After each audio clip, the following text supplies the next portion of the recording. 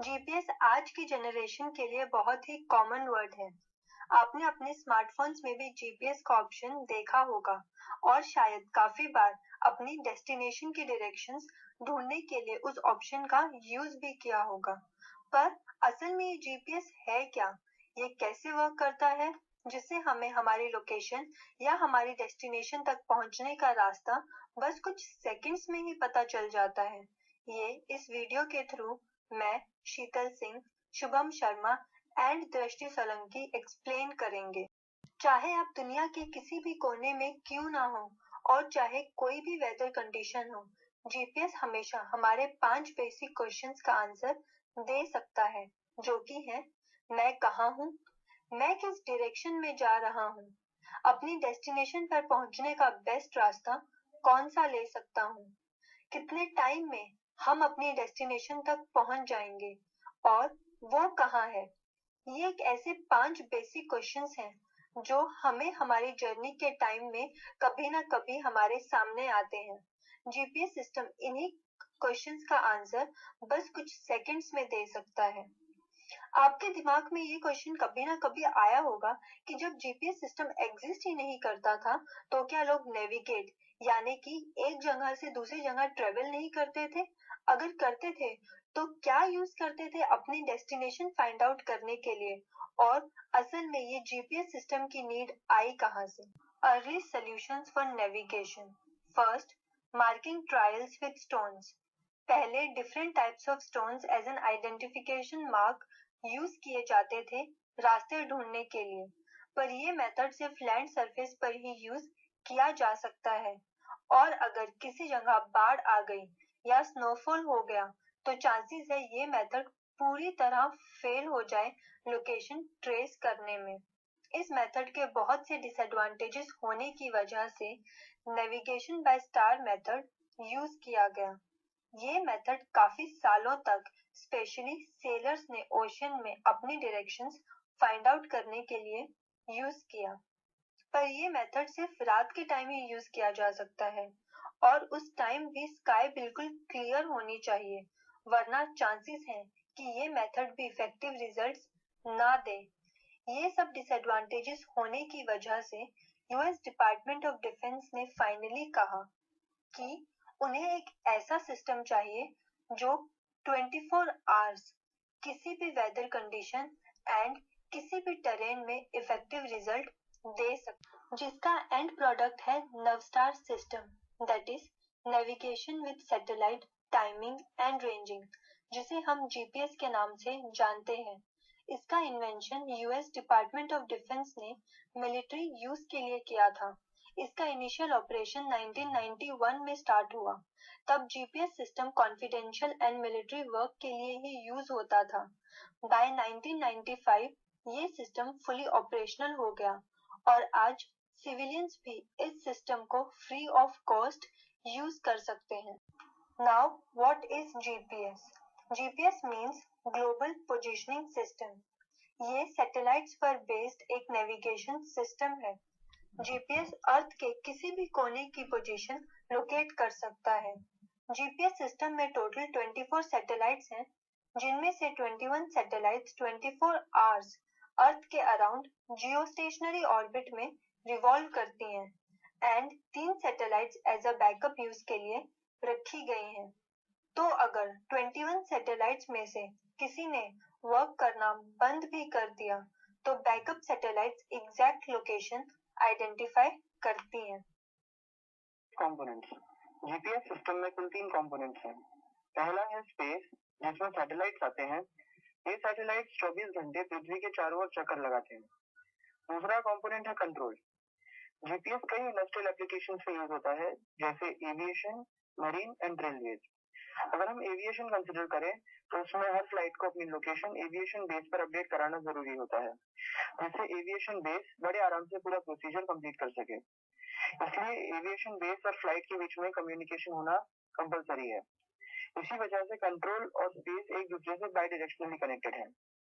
तीसरा कंपोनेंट है यूजर। हर वो सेल फोन या इंटरनेट यूजर जिसमें जीपीएस एनेबल्ड है वो यूजर की कैटेगरी में आते हैं। हम किसी भी वक्त सैटेलाइट्स के जरिए अपनी लोकेशन पता कर सकते हैं। इसीलिए इसमें सिर्फ वन वे कम्युनिकेशन होता है। जीपीएस, हम दो जगहों के बीच की दूरी पता करने के लिए जीपीएस सिस्टम को यूज कर सकते हैं। इसमें कम से कम 4 सैटेलाइट्स का प्रयोग होता है। जीपीएस के सिग्नल्स इलेक्ट्रोमैग्नेटिक वेव्स की तरह है। इलेक्ट्रोमैग्नेटिक वेव्स इलेक्ट्रिक वेव्स और मैग्नेटिक वेव्स का कॉम्बिनेशन है और उसकी गति लाइट की जितनी होती है। इसलिए हम distance is equal to time into speed of light का फॉर्मूला इस्तेमाल कर सकते हैं। अब हम ये जानते हैं कि जीपीएस हमारी लोकेशन कैसे पता करता है। जब हम अपने फोन का जीपीएस ऑन करते हैं, तब हम अपने सबसे नजदीकी सैटेलाइट से अपनी दूरी निकालते हैं। उसी वक्त हम एक दूसरे सैटेलाइट से भी अपनी दूरी का पता करते हैं। ऐसे में इन दोनों सैटेलाइट्स का जो कॉमन एरिया यानी कि इंटरसेक्शन है, उसी में ही हमारी लोकेशन मौजूद है। जब तीसरा सैटेलाइट में आता है, तब हमारी पोजीशन और नैरो डाउन होती है और वो अब इन तीनों सैटेलाइट्स के इंटरसेक्शन में मौजूद है। जब चौथा सैटेलाइट हमारी लोकेशन बताता है, तो वो हमारी एग्जैक्ट लोकेशन बताता है। इसीलिए हमें अपना लोकेशन पता करने के लिए कुल 4 सैटेलाइट्स की जरूरत पड़ती है। मेथड्स ऑफ डेटा कलेक्शन, इसके कुल 3 प्रकार हैं। पहला है ऑटोनॉमस। इस मेथड में जो रिसीवर्स इस्तेमाल किए जाते हैं, वो ज्यादा सेंसिटिव नहीं होते। इनकी टॉलरेंस वैल्यू 10 से 20 मीटर के बीच होती है, यानी ऑटोनॉमस में हमारी लोकेशन काफी हद तक वेरी कर सकती है। दूसरा है डिफरेंशियल। ये मेथड ऑटोनॉमस से ज्यादा एक्यूरेट है, क्योंकि इसके रिसीवर्स ज्यादा सेंसिटिव होते हैं और 1 से 2 मीटर के बीच की टॉलरेंस वैल्यू देते हैं। इसीलिए डिफरेंशियल रडार जैसे एप्लीकेशन को यूज किया जाता है। तीसरा है फेज डिफरेंशियल। इस मेथड को अगर हम सबसे ज्यादा एक्यूरेट करें तो गलत नहीं होगा। इसकी एक्यूरेसी कुछ सेंटीमीटर तक रहती है, जो मिलिट्री एप्लीकेशन के लिए बहुत फायदेमंद है। सोर्सेस ऑफ एरर, जब भी हम कोई सिस्टम डिजाइन करें, तो हमें उसके सारे पैरामीटर्स कंसिडर करने पड़ते हैं। हालांकि जीपीएस सिस्टम बहुत एक्यूरेट है, लेकिन इसमें भी एरर्स होने की संभावना है। एरर्स 3 तरीके से जीपीएस सिस्टम में इंट्रोड्यूस हो सकते हैं। पहला है एसएनआर, दूसरा है पीडीओपी और मल्टीपास। जैसा कि हम देख चुके हैं, जीपीएस रिसीवर सैटेलाइट के जरिए हमारी लोकेशन बताते हैं। ये सिग्नल्स कई टेरेन्स और ऑब्स्टेकल्स से होकर गुजरने के बाद हम तक पहुंचते हैं। इसीलिए इन सिग्नल्स में नॉइज की मात्रा ज्यादा हो सकती है, जो सिस्टम की एक्यूरेसी को काफी हद तक प्रभावित कर सकती है। पीडीओपी का मतलब है पोजीशन डायलेशन ऑफ प्रिसिशन। अपनी पोजीशन बताने के लिए जीपीएस को कम से कम 4 सैटेलाइट की जरूरत पड़ती है। तो अगर ये चारों सैटेलाइट एक ही जगह पर क्लस्टर्ड रहे, तो हमें उस जगह पर तो एक्यूरेट इन्फॉर्मेशन मिलेगी, लेकिन जैसे ही हम इन सैटेलाइट से दूर होते जाएंगे, हमारी सिस्टम की एक्यूरेसी कम होती जाएगी। इसे कहते हैं पुअर पीडीओपी, यानी poor position dilation of precision. वहीं अगर हम ये चारों सैटेलाइट्स को थोड़ी थोड़ी दूरी पर अरेंज करें, तो हमें हर जगह पर एक्यूरेट इन्फॉर्मेशन मिलने की ज्यादा प्रोबेबिलिटी है। इसे कहते हैं गुड पीडीओपी, यानी good position dilation of precision. SNR का मतलब है signal to noise ratio. GPS system design करते वक्त एसएनआर की वैल्यू हमें बताता है कि नॉइज के कंपैरिजन में सिग्नल कितना ज्यादा स्ट्रॉन्ग है और ये हमारी एक्यूरेसी को अफेक्ट करेगा या नहीं। इसीलिए हमें जीपीएस सिस्टम डिजाइन करते वक्त एसएनआर की वैल्यू पर खास ध्यान देना चाहिए और इसकी वैल्यू ज्यादा से ज्यादा रखने की कोशिश करनी चाहिए। Complete working cycle of GPS system. If हमें कोई व्हीकल की लोकेशन ट्रेस करनी हो, तो उसमें जीपीएस रिसीवर होना चाहिए। जीपीएस सैटेलाइट उस रिसीवर को सिग्नल सेंड करेगा। वो सिग्नल वायरलेस नेटवर्क के थ्रू वायरलेस सर्वर्स को पहुंचती है, जो इंटरनेट के थ्रू कंप्यूटर या मोबाइल में सेंड की जाती है, जिससे हम व्हीकल की लोकेशन देख सकते हैं। GPS versus Google Earth. GPS हमें लोकेशन लॉन्जिट्यूड एंड लैटिट्यूड के टर्म्स में देता है।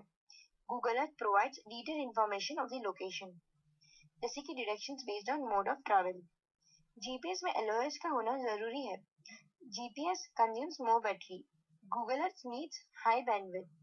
GPS requires no internet connection, whereas Google Earth requires internet connection. Advantages of GPS system.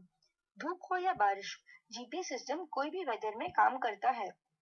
दूसरे सिस्टम के कंपैरिजन में GPS कम कॉस्टली है, जैसे कि surgical navigation system like MRI, CT scan या फिर वेब नेविगेशन।